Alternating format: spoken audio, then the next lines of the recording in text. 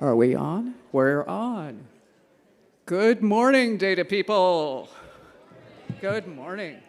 I am Dr. Kristen Yates. I'm the Information Systems Officer at the Nebraska Department of Education, and I'm pleased to welcome you to day 2 of the Data Conference. I'm super excited about today's sessions and the wide range of opportunities that I hope people will have to talk about my favorite topic, which, like yours, I'm suspecting is data. Data, data, data, and more data.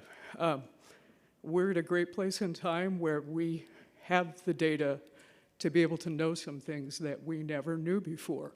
And having a chance sort of to get together and talk about that amongst folks who, A, understand what you're talking about, and B, have some of the same passions and curiosities that you have about data is super awesome. We have a very special guest here with us this morning for the keynote speech. I am pleased to introduce this morning's keynote speaker, the 2024 Nebraska Teacher of the Year, Mr. Scott Phillips. Scott's taught at Aurora, taught math at Aurora his entire career starting in 2010. He's taught 7th grade math, pre-algebra, and in the math intervention program. He's also an adjunct instructor at Doane University. In addition to his time in the classroom, Scott is involved in the Aurora community as a member of the National Education Association, the National Council of Teachers of Mathematics. I bet they have a really good conference. And the Nebraska State Education Association. He also coaches basketball and works as a mentor in a school. When Scott became the Teacher of the Year this year, there was a really wonderful quote in the press release. We're announcing his selection. Quote, "In the classroom, Scott seemingly does the impossible. He gets his students excited about math while having fun learning it." My hope for you today is that you will have a variety of learning experiences around data that are both exciting and fun at the conference today. Enough of this. Please welcome up the 2024 Nebraska Teacher of the Year, Mr. Scott Phillips.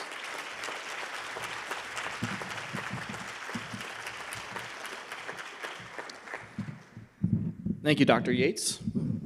Sorry, a little taller, not much. All right, so I'm super excited to be here today. Thank you for having me, and I understand it's day 2. Is that correct of the conference? So.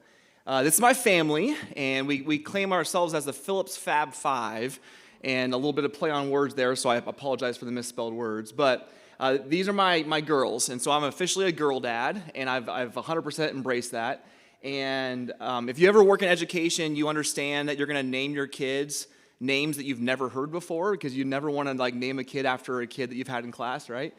And so I'll start with my daughters. So in the blue there is Taylin. She's our oldest. She is a fourth grader this year. And her biggest thing is she loves to read, and she loves she loves to organize plays with her friends at recess, and she's a riot. She's a really, really funny kid. But most recently, I was really proud, and not just because I'm a math teacher, but just she had some confidence issues in math pretty early on. And so this year, she goes, "Dad, you know what? My best subject is math, and I just love it." And so that, to me, was just a really good sign that she's enjoying school. And then there in the middle is Traley. Traley is a 2nd grader, and Traley is super kind-hearted and soft-hearted. I always joke with people that we had to discipline all of our girls a little bit differently. But with Traley, you just give her that look, and she just burst out in tears. It didn't matter. She was just so kind-hearted.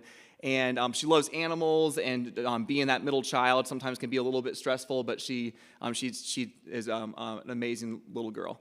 And then on the far right is Trindle, and Trindle is our handful.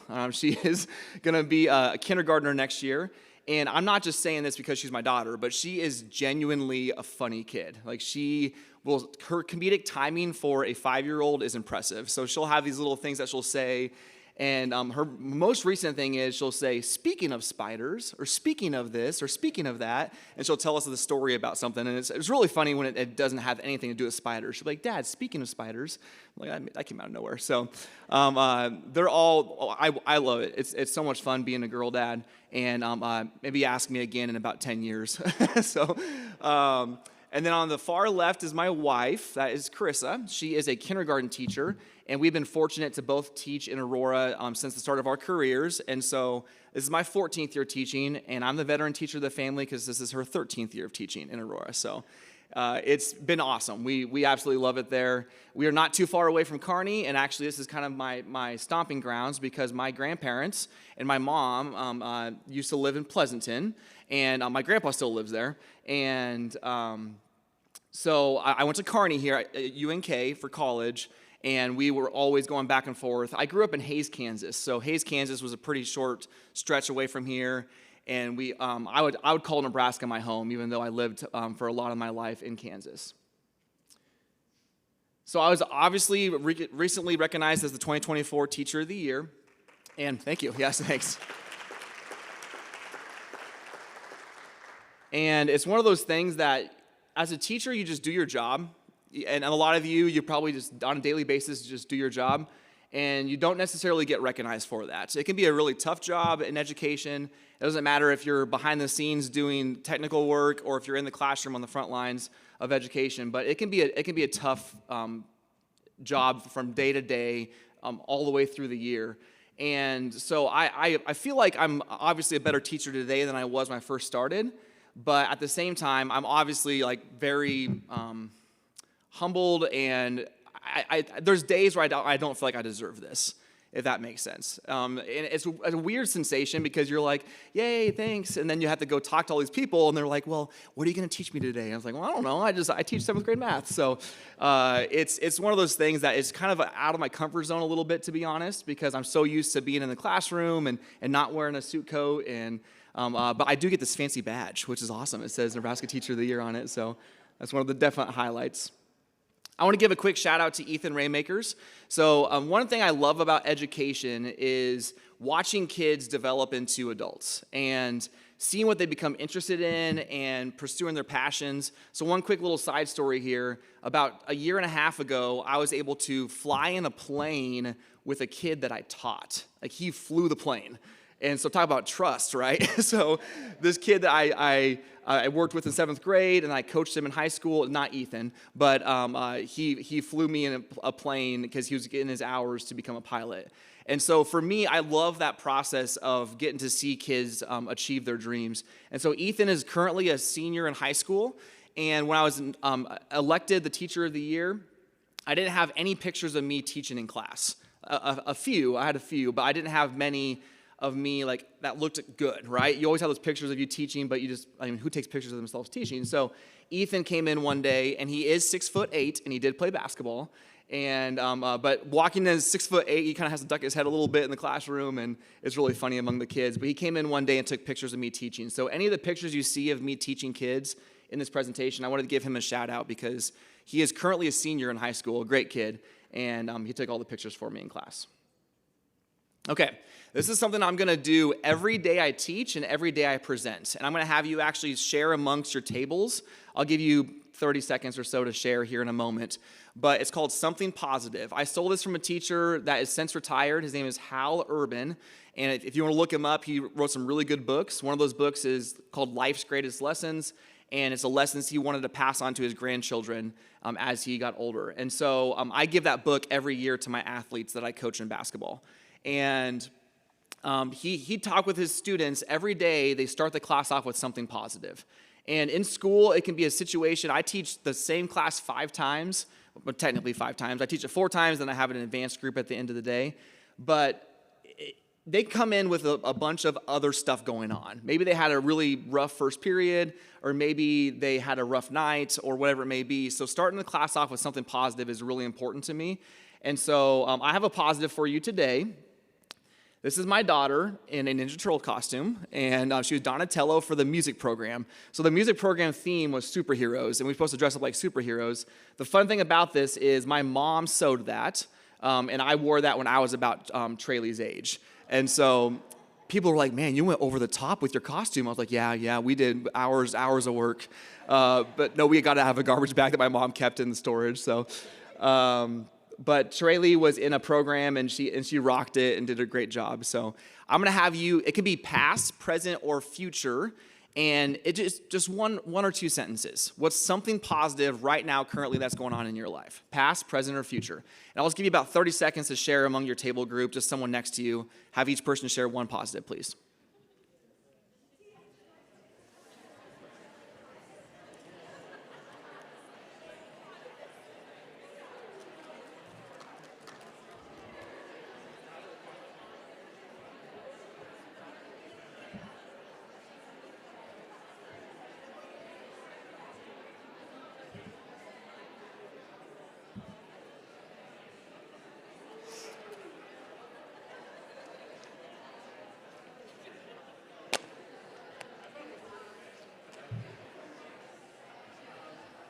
About 10 more seconds.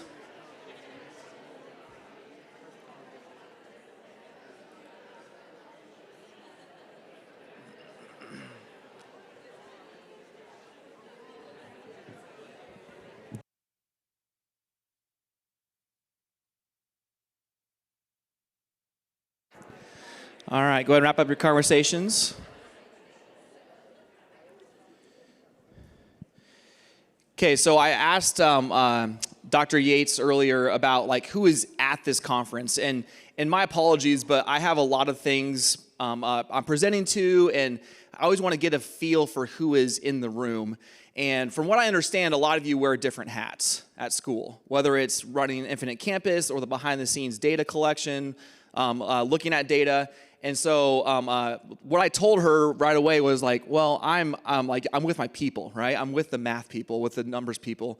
That's kind of fun because a lot of times when I'm presenting, people are like, oh, he's a math teacher, so I don't want to talk about numbers at all. But I'll spend a little bit of time talking about numbers today, but also about me and my classroom. So the first and foremost thing I want to talk about is in your life, I think it's so important to find your passion, to find what you are excited about. And maybe that's numbers, and maybe it's not. Maybe you were told you're going to do this. It wasn't a choice. But I think a lot of times we put our life into two categories. And we say, well, this is my job, and this is what I enjoy to do. And I'm going to put these in two different boxes. My challenge to you today is to put those all in the same category. What are you passionate about? What do you enjoy doing in your free time? What are your hobbies? Like, what are things that if no one paid you a single dime, would you still do? And I'm not sure if any of you would still make a spreadsheet, but to be honest, I enjoy doing my budget. I enjoy doing my budget for my family. Like, I love seeing those numbers kind of work themselves out and to know that I'm planning where my money goes. I love doing that. And so if I can teach that to my 7th graders and they see that I'm excited about it, I'm not going to say that they're going to love learning about the area of trapezoids, but they're going to also see that I'm excited about teaching this concept. And so the reason why I love teaching 7th grade math is there's so much real life application in 7th grade math. It's one of those topics that, like, you might have a hard time proving the point that trigonometry is going to be helpful for someone that's going to pursue cosmetology. But for me, I can prove that 7th grade math is going to be beneficial for every single person in my room. And I've got to run that through a filter every single day I teach. Why does this matter to the kids? Why is this going to matter to them someday?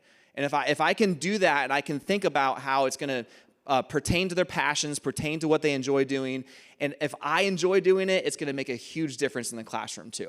And it's going to make my job a lot more enjoyable from a day-to-day basis.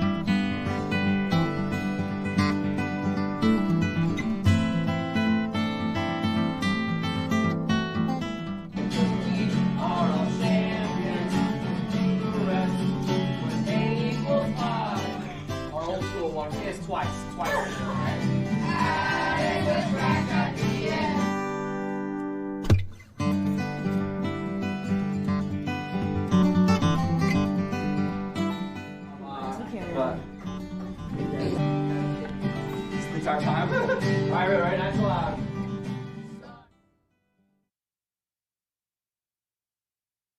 So there's a reason why I don't start with this, okay? I can feel the awkwardness in the room. I put the guitar up on stage, but I'm hesitant to do that sometimes. This is a true story. So I was presenting in Omaha probably about a month ago, and the rule at this conference, which it is what it is. Like, I kind of got over it pretty quickly. It'll give you a rough skin, but the rule is if you don't like the session you're in, it's perfectly okay to stand up and walk out, right? So I get my guitar out. And this is a true story. A group of 8 teachers just get up and they beeline it to the door. And I was like, thanks. I was like, see ya. So talk about like a confidence, like it kind of shook my confidence a little bit, but it's okay. We're gonna be all okay. Everyone's gonna be okay, all right? Keep telling myself that. Okay, so true story about a few things here. Now, in 7th grade math, I will say this, it's a perfect age to teach because they're still young enough to think this stuff is cool, but they're not old enough yet to be like, oh, I don't want to do this. It does take a little bit of time. And the first time we ever sing in front of class, it's mainly me singing. Some kids are kind of singing. But by the end of the year, kind of like you saw in that video, like there's some kids that are just screaming these songs. And so we're going to do this today together, okay? And it's going to be okay. Everyone in here is going to survive, all right? I will always promise this. I promise that I will be the most awkward person in the room. So if all else fails, just look at the screen and no one's going to look at each other, and it's going to be perfectly okay, all right? In a classroom, what I do when I sing with the kids is that I do this for a few reasons, okay? For one, a lot of times math can be like so detailed, and like it can be like right-brained or left-brained. Like people can think, well, I'm not a math person. But when we sing songs in class, it kind of makes you think, like for kids, it makes them think, well, maybe I am a math person. And I always say this, but it's absolutely true. No one is born with, let's put it this way. No one's born and they're like, hey, you have a math child, right? And the reason I say that is in a classroom, it can be a scary subject for kids because they have this emotional connection where they've had some either good or bad experiences in their life. And so when they have a teacher that brings a guitar in there, they're all of a sudden like, wait, what is this? And so like my thing is I kind of want to break the mold of your traditional teacher. Not just to be like, oh, look at me. It's because I know it works with kids. So with the songs, I have a few rules for this. It's always short and to the point. We don't have like 14 verses, okay? And the reason is because I want them to memorize the song. So this song is actually brand new for this school year. I just take like catchy tunes that I think the kids are going to know, and I make up words that work for what I'm teaching. So this song is about the order of operations, and I'll just kind of talk through it a little bit. So it says start at parentheses, then move to exponents. And then here's the biggest thing kids mess up with this is when you multiply and divide or you add and subtract, you have to move left to right. That's one rule that sometimes kids get mixed up. And so that's why it says multiply and divide from left to right, add and subtract at the end, and then learning the order of operations. So we're going to sing this together. I'm going to follow the same classroom rules that I have. All right, the first rule is the first time we sing it, you guys are just going to listen to me sing. And so there's no pressure. You don't have to sing, nothing like that. The second time is optional. And then the third time, is required. Okay, now I'm going to follow the rules I follow in class. And there is such thing as positive peer pressure. Okay? So if I see you not singing, I'll give you a solo, and we'll be like solo, solo. Okay. So here's what tends to happen with 7th graders: you tell them that, you show them the microphone. Even you're like, hey, here's a microphone for the solo, and then by the end of it, they're like, and they're just singing because they're so scared. But that's okay. I'd rather have them sing scared than anything else. All right. So the bare minimum is literally just saying the words, and I think everyone can say the words. And that's by far the bare minimum. Okay. The other thing in class is this: it's quantity over quality. So they tend to want to sound like the person that's singing the song. They want to sound like Katy Perry, or they want to sound like Smash Mouth, or whatever it may be. And when you're singing the song in class, I start off by just sounding ridiculously bad. Like I can sing kind of good. I'm okay at singing. I'm like probably at the average, above average area of singing. But in class, I don't care. I'm like, yes! And they're like, whoa! And I do that right away. And it kind of just breaks the ice and the awkwardness, okay? So I'm telling you, I'm going to be the most awkward person in here. It's going to get weird. Okay, so we're going to sing this song, but the first time we'll sing it, I'll just sing it for you, and then you guys will join in with me the second time. Okay, this is to the melody of All Star. I always tell the kids this because they know it from All Star, but it's from Shrek. It's the Shrek song, right, from All Star. So here's how the actual song goes. Hey now, you're an all-star, get your game on, go play. Hey now, you're a rock star, get the show on, get paid. And all that glitter is gold, only shooting stars break the mold. Okay, that's how the song goes, okay? No need to clap, it's fine, it's okay. No.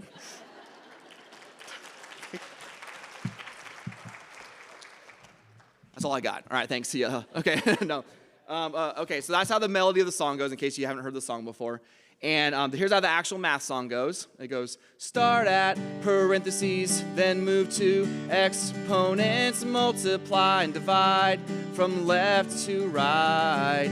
Add and subtract at the end, learning the order of operations. Okay? Now, true story about this, the kids love this song. When I put this on, they just like start screaming it. And at the start of the school year, it wasn't that way. They didn't want to sing it at all. But now I've heard kids sing it on the school bus. I've heard kids sing it in the hallways. They're walking down, they're like, start it. They're like, that's such a dumb song. But, but they absolutely love it. And believe it or not, this kind of stuff, it just sticks in your head. And I've had kids in high school that are seniors, that are graduating. They're like, hey, I still remember your songs. And we sing about a song per chapter. I have a bunch of them, but this is the one we're going to sing together today, okay? Another true story is I sang this song at my interview for Teacher of the Year. And if you don't believe me, ask Todd, because Todd was there. So did I sing the song, Todd? Yes, I did. Okay.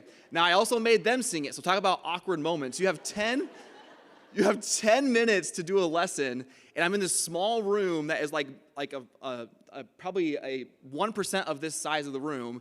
And I'm like, all right. I walk in with a guitar, and everyone's like looking at me. It was like kind of awkward, but it's okay. They made it too. So you guys are going to be great. All right.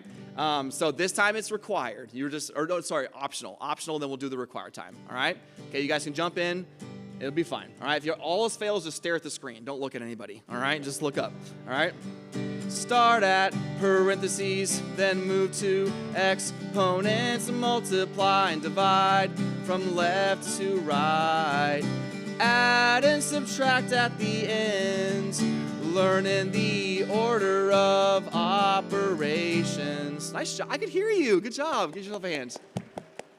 It's just like, please get me out of here. Okay. Sorry. All right. So we're going to do it one more time. This time is required, okay? It's going to be good. It's going to be good. All right? All right. I believe that. All right. Nice and loud. Start at parentheses, then move to exponents, multiply and divide from left to right. Add and subtract at the end, learning the order of operations. Nice job. Okay, we're going to do something a little different this time. Put your hands like this, please. Put your hands like this. You're going to give everyone a clam clap. You're going to go blah, blah, blah, blah, blah, blah, blah, blah. Good job. That's good enough. All right.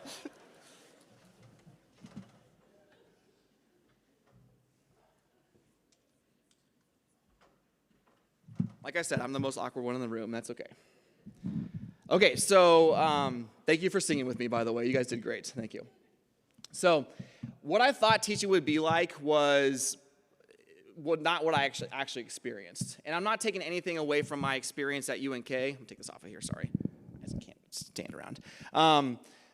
When I was at UNK, it was a lot. I learned a lot. I did. And it was a great experience, and I go into teaching, but if you've ever been in education, you realize your first year of teaching, you learn way more than you ever expected. That first year is just like a whirlwind of experiences. So going into teaching, I thought it was going to be this magical, like, I'd have kids walking out of class every day, thank you so much for teaching me about the area of circles, Mr. Phillips.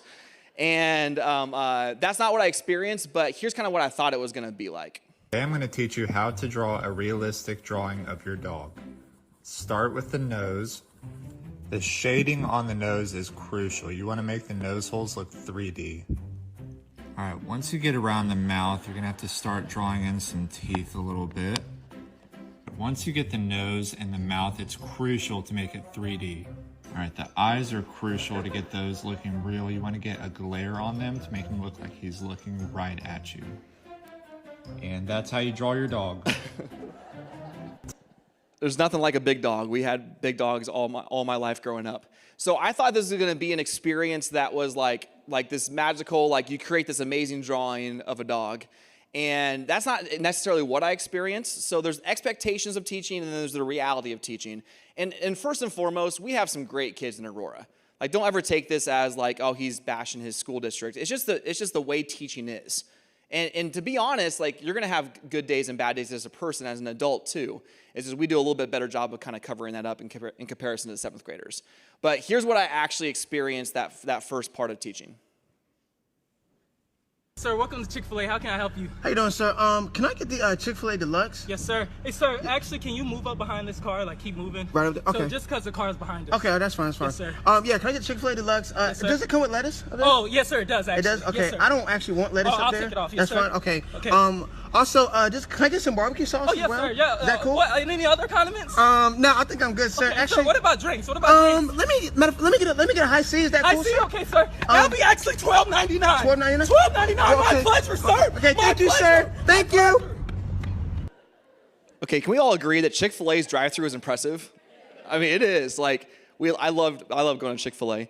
And I experienced this moment of like I was just trying to keep my head above water.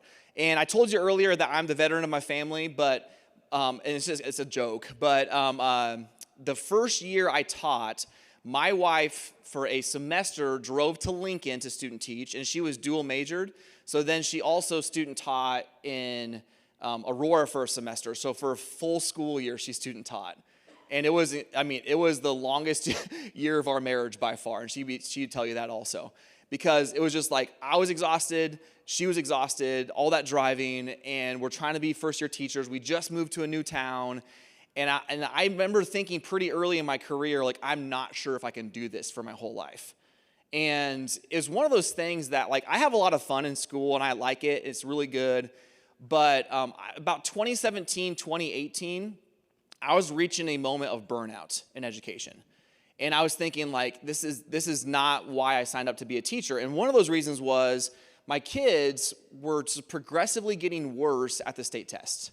And as a math teacher in a small district, they put the score in the paper, and it says 7th grade math, which is the 7th grade students, but everybody knows who the 7th grade math teacher is. So in my mind, it was like it should just say Mr. Phillips next to that score.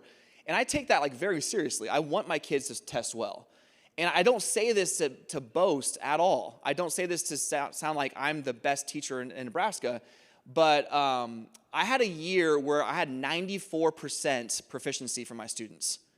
And I was like, that is, like, it was incredible. I don't know how I even accomplished that. I had 4 kids in my entire 7th grade that didn't meet standards.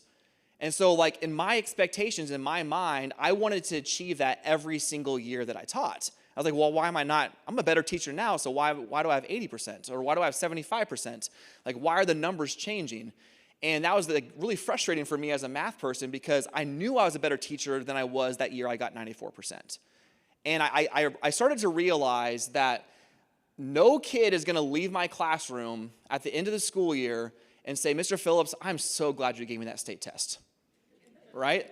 I mean, I stress it so much. It's important, and I want them to do well, but that's not why I got into education in the first place. I got into education to change lives, right? To influence kids, to help them out, to give them confidence in math. I just told you earlier that math can be a very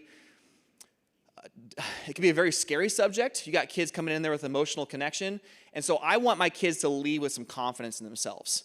It's okay to miss problems in math. That's part of the process. And if you're not getting any better at it. So here's a live look after my experience of getting that 94% and moving forward from that. So us teachers would never ask you students to do anything we wouldn't do ourselves. Holy crap! What is happening? I didn't know you were. She's. Oh My God! We just record that. So in case you're confused, she was going to do like a flying squirrel thing where they both run in opposite directions and she's tethered to this rope and then she like flies up in the air and like it's like a beautiful magical thing. Well, then she face plants it. So that's kind of how it felt as a teacher. So in life, we're going to fail. And that's something that is kind of scary to tell kids and to tell people. But as a teacher and in education and in your life, if you're ever, like every now and then not failing, the question is, are you actually getting better at that thing?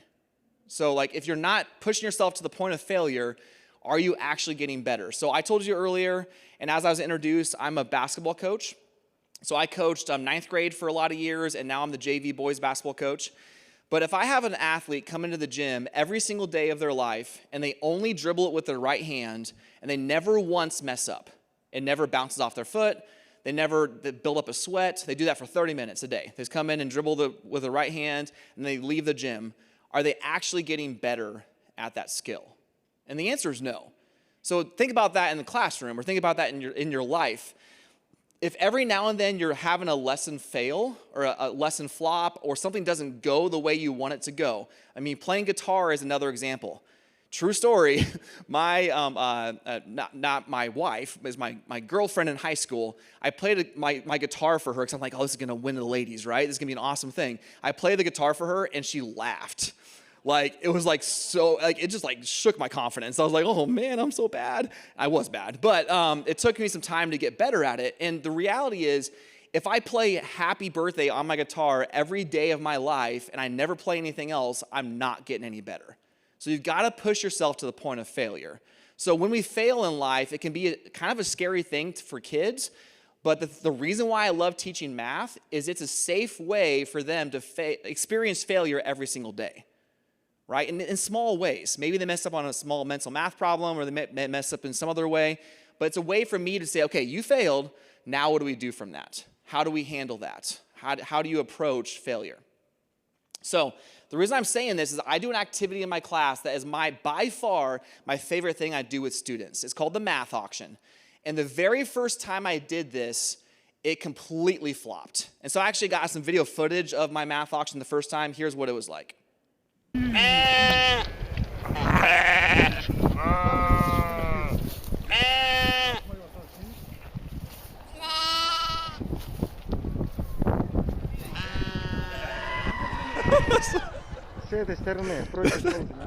If that doesn't summarize teaching 7th grade math, I don't know what does, right? So I had this experience where the lesson just did not go well. I even had kids there going like, do you know what you're doing? Like, it just kind of felt like that, right?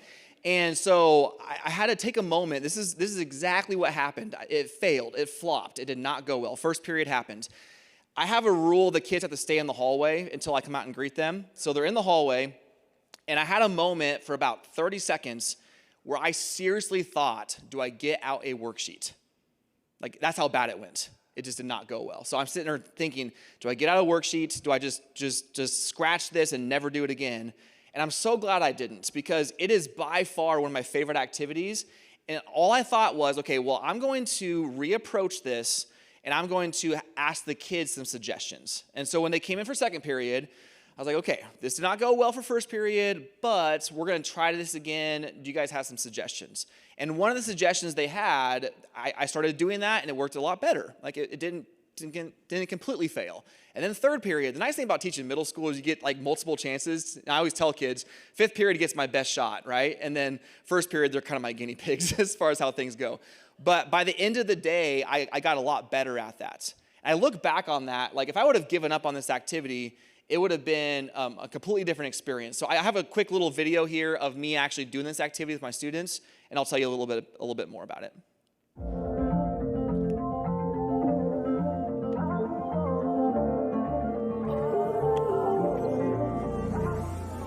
850, 8.5, 8.5, $900, $1,500, $1,500, $950, $1,000, $1,000, $1,050, $1,450, $14.5, $1,500, $3,000. Go once, go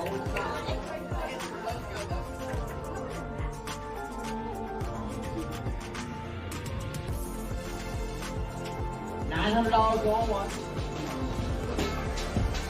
$1,400, $1,400, $14.5, $1,500.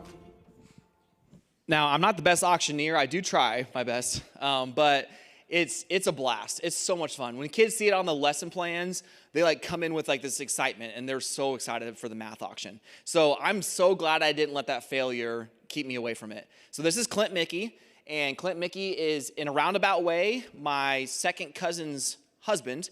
And so they live in Aurora, and his full-time job is he's an auctioneer. So that's what he does. He's an auctioneer. And so I knew I had a really good idea with this math auction. The kids love it.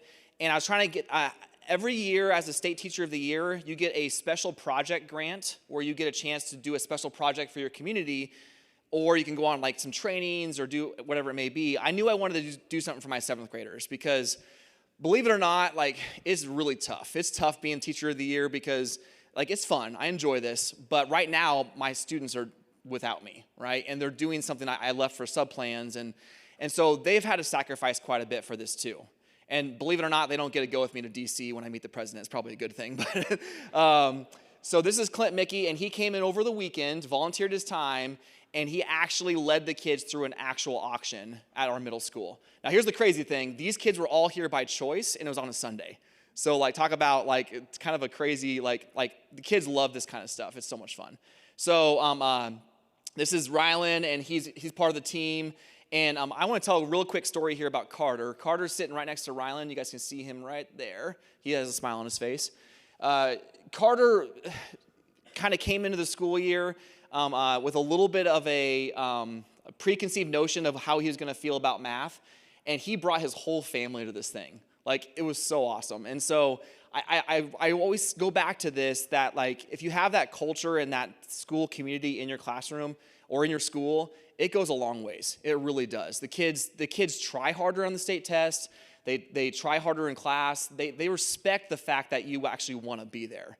And I know that sounds weird saying that, but kids can sense if a teacher wants to be in the room or not. And so Carter has had a tremendous year of math. Okay, so there's the group that came on that Sunday, and you can see right there in the middle, that's Kevin, our school mascot. And yes, he's a stuffed monkey, but the kids love Kevin. And my daughters are in the front there, my parents are in there, my sister's in there, and Clint and his family are on the far left. But here's a quick little view of what it was like that day.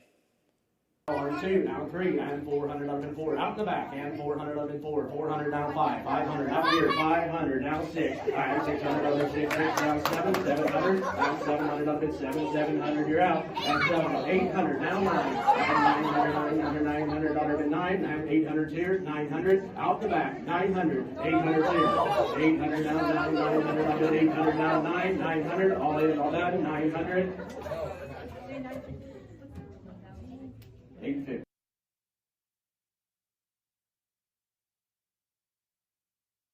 I turned it off, sorry. I think it's sold for about like over $1,000. That was the first question. So I'll just give you a quick summary how we do this. We solve math questions, and then the kids auction off with fake money. So the funny thing is, I had a teacher walk through during this auction, and they're like, man, kids were spending a lot of money. Like, because they're so, but it's fake money. Okay, so it's not actual money, don't worry. But they auction off the answer to the question. So this answer was negative 83, and so we auctioned off 83 points. And so the group that has the most points at the end of the game then wins the math auction. And so it's kind of fun to see. And honestly, auctions are fun. I love going to auctions. I just don't like spending my money. So, like, this is a great blend because it's a fun time, but you're not spending actual money. So we think in life, we kind of want our life to go this way. Like, if I'm talking about the math auction activity or just whatever you're trying to achieve, we think we want this, like, smooth sailing, get to the finish line type of effect. But the reality is this. So I stole this from Mark Rober. He's a YouTuber, former NASA engineer. So talk about life goals there, right? He worked at NASA, now he's on YouTube. But Mark Rober talks about this idea of something called the Super Mario effect. And Super Mario effect is to focus on the end goal, the princess, and not the pits, right? So if you're playing a video game, for example, like Super Mario, and your little Mario character falls into the pit, are you going to throw the game away? And the answer is no, right? You're gonna persevere, and that's what makes video games fun. If you ever play a game with your kids, for example, I play Candyland. It's the worst game. Candyland is horrible, right? I play because I love my kids. But Candyland is not very difficult. It just requires 100% luck, get the right cards, you win the game. But the reality is, I'd much rather play a game like Monopoly or Settlers of Catan, or if there's any settlers out there, it's awesome. Play a game that requires some skill and some valleys and some dips because it's a lot more fun, right? So the reality is the bottom picture. And look at the growth of that little stick figure, right? In the top picture, yeah, he's getting to the success, the end goal, but he's not really elevating his bicycle that much. The bottom picture, I mean, you can barely see him there. He's really climbing that hill. So small changes lead to big growth. Small things over time.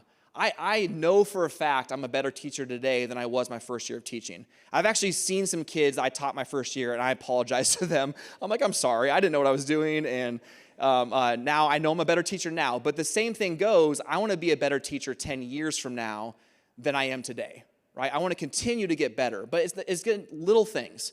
It's little changes over time that make a big difference. It really is. So I have a challenge for you. It's going to be some math stuff here. I think you're going to like this. So my challenge is to impact just 2 people, okay? This year, this month, your life. Just impact 2 people, all right? And here's the reason why.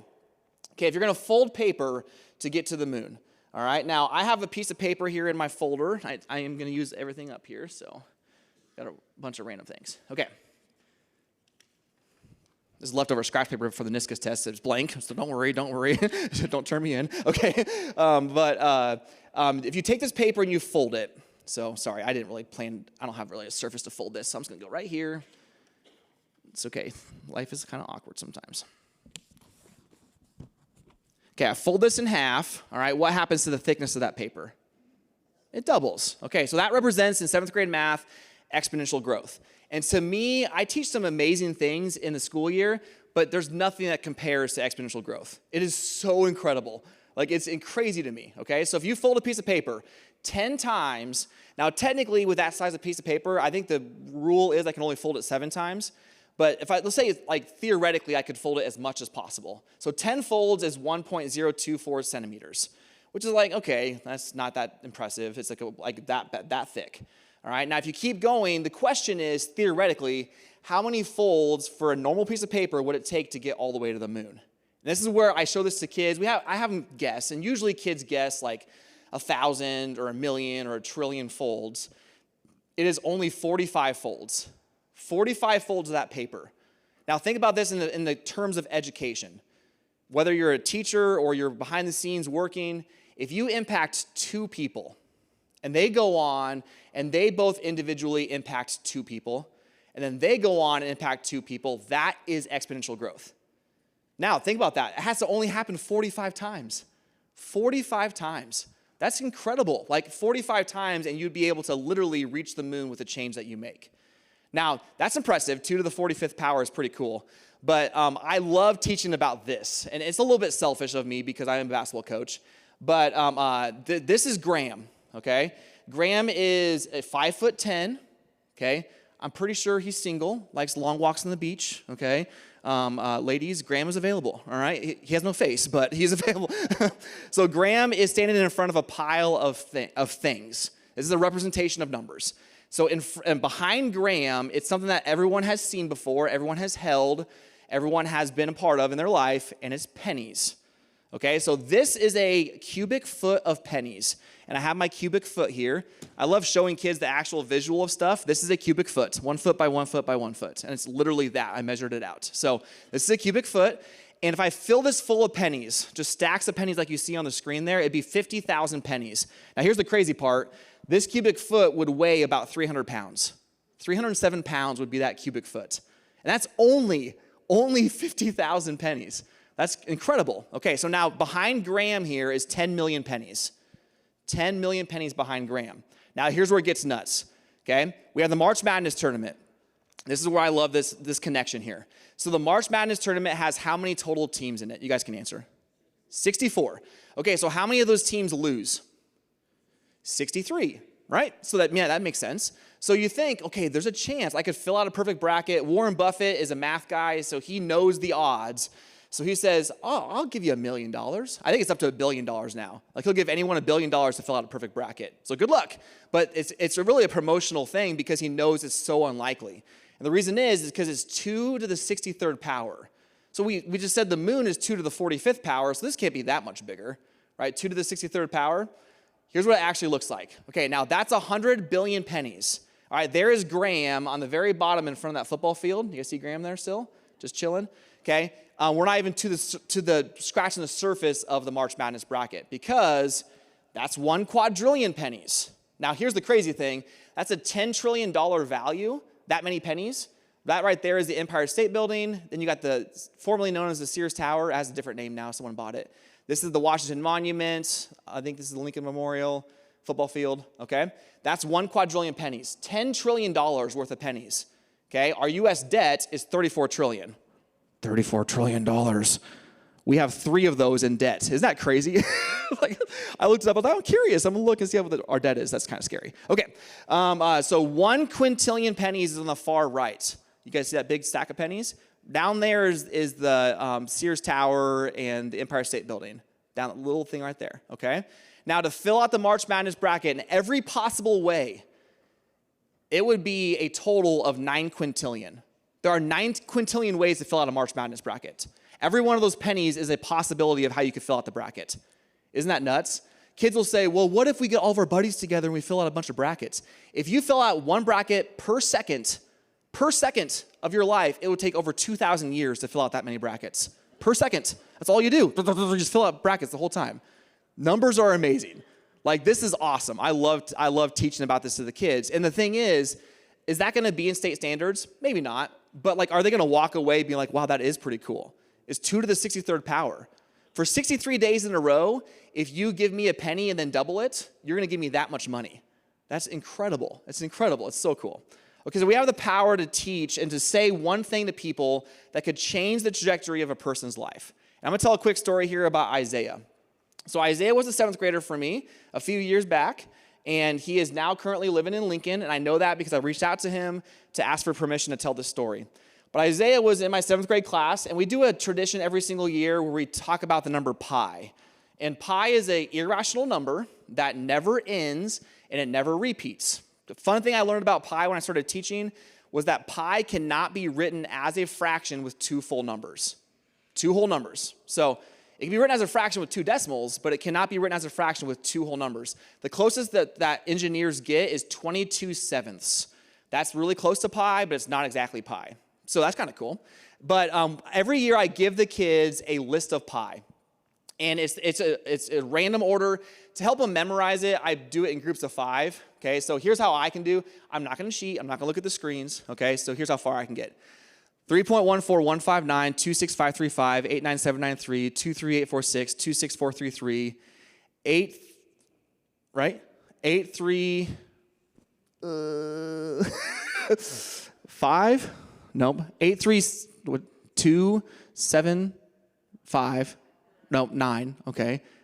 40288. Nope. 512 something. I don't know. I'm done. Okay. So 2 hours later. Okay. So I give the kids this, and now honestly, I have the first line memorized because I've taught this for so many years. And I just let the kids try to memorize as much as they can in a month's time. So 1 month. I give them a month. I give them the first 701 digits of pi. And I start talking to the kids about like the prizes they'll get. And I'll say, hey, you're going to get a medal, and you're going to get like this pop and candy and all this different stuff. And Isaiah, to say it nicely, he had his good days and his bad days. Like, he was like kind of a below average student in class. And so this is like the last month of school. And he comes up to me and he goes, I'm going to win that thing. And I remember thinking like, okay, champ, go get him. You got this, all right? And like, I just didn't think much else of it. So he goes home without me knowing for the next month and has his older brother quiz him every single night for the next month. And so he goes home, and this right here on the screen is how many numbers of pi he memorized. Incredible. 156 digits of pi. It's awesome. Like, and to be honest, he said the first 3 or 4 lines without breathing. Like, we're all looking around like, where is Ashton Kutcher? Are we being punked right now? Like, what is happening? And so he does this in front of his peers, and it was an amazing experience. We're all so excited for him. He broke the record at the time. Now, here's the crazy thing. This is like 8 years ago. The record now is 406. I've had a kid memorize 406 digits of pi. It's incredible. But he does 156. He wins the first place overall. He gets his medal. He gets his stuff. But probably one of my favorite memories of Isaiah. Oh, geez, that fell off the stage. It's okay. was on the last day of school. The last day of school that year, we had a reception, not a reception, but like a ceremony with the 7th graders. And I didn't tell anybody, teachers included, that Isaiah did this. And so I went and I bought a cheap little trophy. It says Isaiah West, Pi B overall champion, 156 digits of pi, Aurora, Nebraska. And I had this kind of hid underneath the podium up front.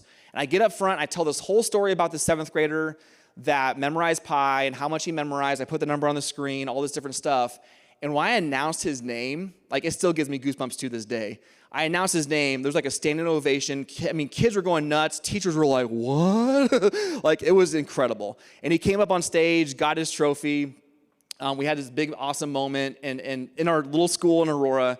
And it'll stay with me as one of my favorite memories ever as a teacher. So when I got him his trophy, I had to also get myself one. Now, I did find out here recently, after talking to Isaiah, so he lived with his grandmother in Phillips, which is kind of close to Aurora. And the year after he won the Pi Bee, his house burned down. His grandma's house burned down. And so he lost his trophy.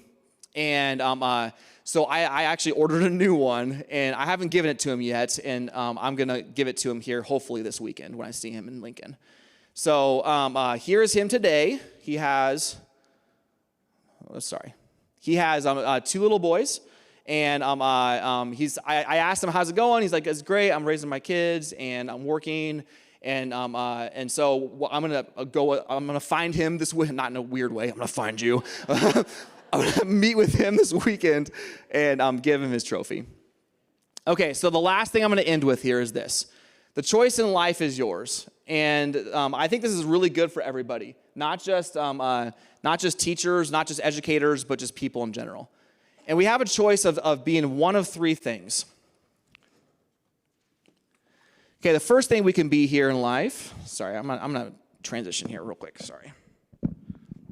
It's kind of hard to hold all this stuff, is we can be a carrot. So if I take this little pretend carrot here, and I place it into a boiling pot of water. Okay, so what's gonna happen to that carrot when I place it into a boiling pot of water? It's gonna soften, okay? And the boiling pot of water is education, it's your life, it's the environment around you.